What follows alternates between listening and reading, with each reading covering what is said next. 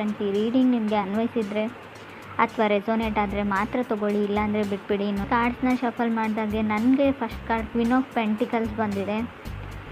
ಯಾವಾಗಲೂ ಹೇಳೋ ಹಾಗೆ first card is A strongest card ಅಂತ. ಕ್ವೀನ್ ಆಫ್ ಪೆಂಟಿಕಲ್ಸ್ ಬಂದಿರೋದ್ರಿಂದ ತುಂಬ ಹಣದ ಬಗ್ಗೆ ಯೋಚನೆ ಇದೆ.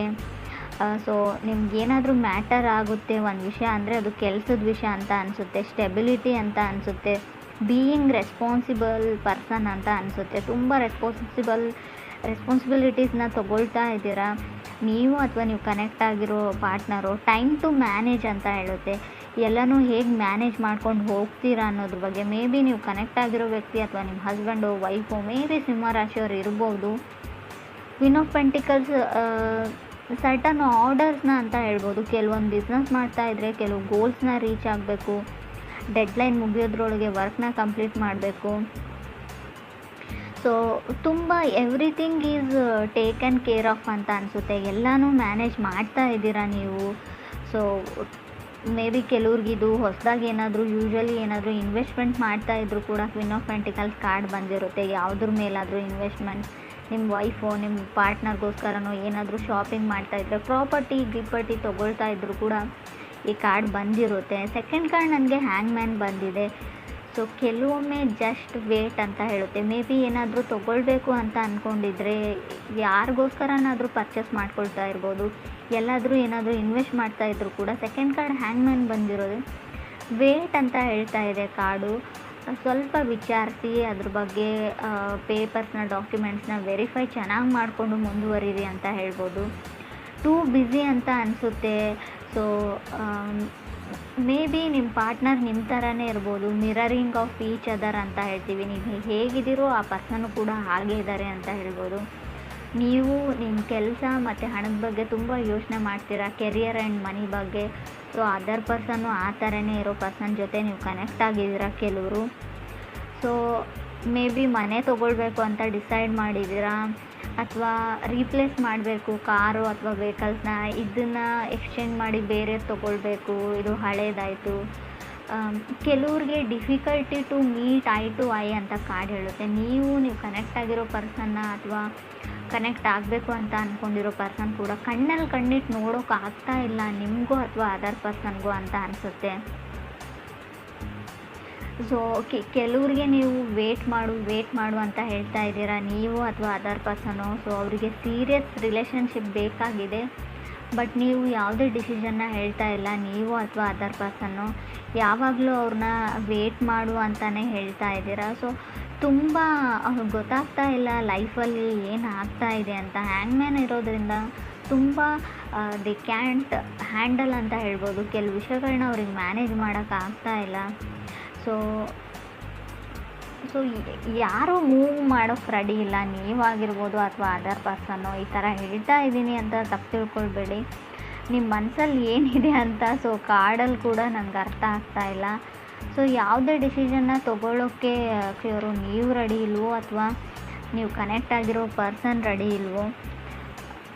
ಮೇ ಬಿ ಥರ್ಡ್ ಕಾರ್ಡ್ ನನಗೆ 10 ಆಫ್ ವಾಂಡ್ಸ್ ಬಂದಿದೆ. ತುಂಬ ರೆಸ್ಪಾನ್ಸಿಬಿಲಿಟೀಸ್ ಇರ್ಬೋದು, ಇಲ್ಲ ಅಂತ ಹೇಳಲ್ಲ ನಾನು.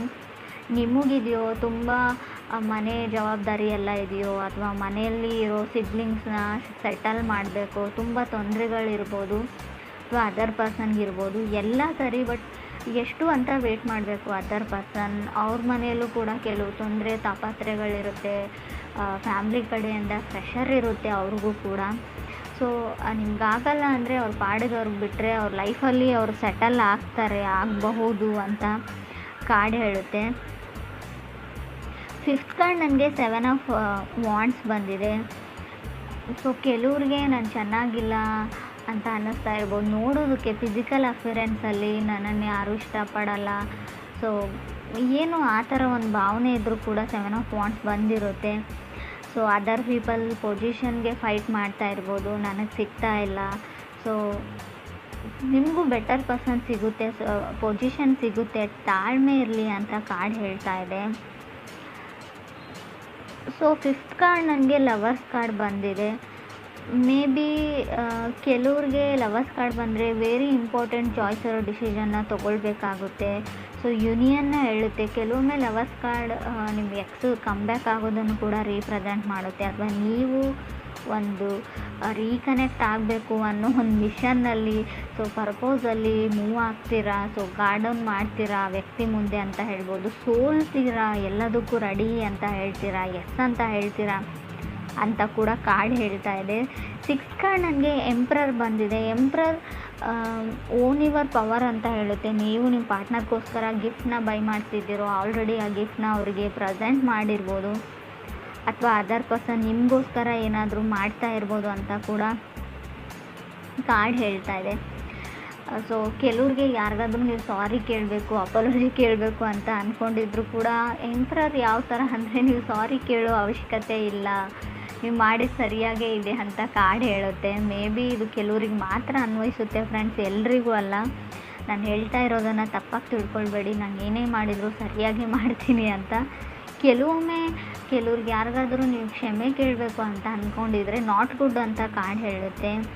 ಸೊ ನಿಮಗೆ ನೀವು ಟ್ರೂ ಟು ಯುವರ್ ಸೆಲ್ಫ್ ಅಂತ ಕಾರ್ಡ್ ಹೇಳುತ್ತೆ. ನಿಮಗೆ ನೀವು ಆತ್ಮಸಾಕ್ಷಿಯಿಂದ ಏನಾದರೂ ಮಾಡ್ತಾ ಇದ್ದರೆ, ನೀವು ಆತ್ಮವಂಚನೆ ಮಾಡ್ಕೊಳ್ತಾ ಇಲ್ಲ ಅಂದರೆ, ನಿಮಗೆ ನೀವು ಮಾಡ್ತಾ ಇರೋದು ಸರಿಯಾಗಿದೆ ಅಂತ ಅನಿಸಿದರೆ ಖಂಡಿತವಾಗ್ಲೂ ಅದನ್ನು ಮಾಡಿ. ನೀವು ಸುಮ್ಮನೆ ಯಾರೋ ಹೇಳಿದ್ರು ಅಂತ ಯಾರಿಗೋ ಅಪಾಲಜಿ ಕೇಳೋವಂಥ ಅವಶ್ಯಕತೆ ಇಲ್ಲ. ನೀವು ತಪ್ಪಿಲ್ಲ ಅಂತ ನಿಮ್ಗೆ ಗೊತ್ತಿದ್ದರೆ, 100% ಶೋರ್ ಇದ್ದರೆ ಖಂಡಿತ ಅದರ ಅವಶ್ಯಕತೆ ಇಲ್ಲ ಅಂತ ಕಾರ್ಡ್ ಹೇಳುತ್ತೆ.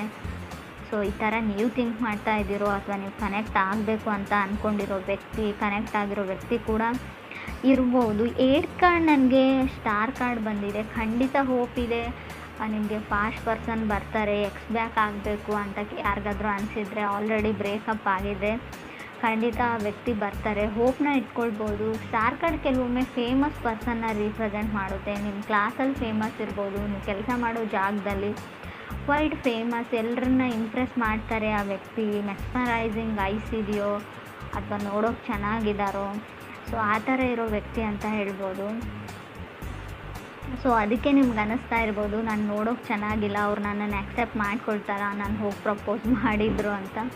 ಸೊ ಆ ಥರ ಡೌಟ್ ಇರ್ಬೋದು. 9 ಕಾರ್ಡ್ ನನಗೆ 9 ಆಫ್ ವಾಂಡ್ಸ್ ಬಂದಿದೆ. 9 ಆಫ್ ವಾಂಡ್ಸ್ ಇನ್ಸ್ಪಿರೇಷನ್ ಕಾರ್ಡ್ ಅಂತ ಹೇಳ್ತೀವಿ. ನೀವು ಯಾರನ್ನಾದರೂ ಇನ್ಸ್ಪೈರ್ ಮಾಡ್ಬೋದು, ಅಥವಾ ನೀವೇ ಇನ್ಸ್ಪೈರ್ಡ್ ಆಗ್ಬೋದು ಎಲ್ಲಿಂದಾದರೂ ಅಂತ ಅನಿಸುತ್ತೆ. ಗುಡ್ ಲಕ್ ಅಂತ ಹೇಳ್ಬೋದು. 9 ಆಫ್ ವಾಂಡ್ಸ್ ಮೇ ಬಿ ಸ್ವಲ್ಪ ಒಂಟಿಯಾಗಿರಬೇಕಾಗುತ್ತೆ. 9 ಆಫ್ ವಾಂಡ್ಸ್ ಬಂದರೆ ಯಾರೂ ನಿಮಗೆ ಸಾಥ್ ಕೊಡೋಲ್ಲ. ಕೆಲಸ ಮುಗಿದು ಸಕ್ಸಸ್ ಆದಮೇಲೆ ಸೊ ತುಂಬ ಜನ ನಿಮ್ಮ ಜೊತೆಗಿರ್ತಾರೆ, ಬಟ್ ಆ ಕೆಲಸನ ಕಂಪ್ಲೀಟ್ ಮಾಡೋದ್ರಲ್ಲಿರೋ ಸ್ಟ್ರಗಲಲ್ಲಿ ಯಾರೂ ನಿಮಗೆ ಸಪೋರ್ಟ್ ಮಾಡಲ್ಲ ಅಂತ ಅನಿಸುತ್ತೆ ನನಗೆ. ಕಾರ್ಡ್ ಕೂಡ ಅದನ್ನೇ ಹೇಳ್ತಾ ಇದೆ. ಸೊ ಕೆಲವರು ತುಂಬ ಕ್ರಿಯೇಟಿವ್ ಆಗಿ ಏನೋ ಬಿಲ್ಡ್ ಮಾಡ್ತಾಯಿದ್ರು ಕೂಡ 9 ಆಫ್ ವಾಂಡ್ಸ್ ಬಂದಿರುತ್ತೆ. ಸೊ ಲವ್ ಲೈಫ್ ರೀಡಿಂಗ್ ಆಗಿರೋದ್ರಿಂದ ಸೊ ನಿಮ್ಮ ಪಾರ್ಟ್ನರ್ ಸಪೋರ್ಟ್ ಸಿಗೋದು ಕಮ್ಮಿ, ಕೆಲವ್ರಿಗೆ ಸಿಗ್ತಾ ಇಲ್ಲ, ನಿಮ್ಮನ್ನು ಅವ್ರು ನಂಬ್ತಾ ಇಲ್ಲ ಅಂತ ಹೇಳ್ಬೋದು.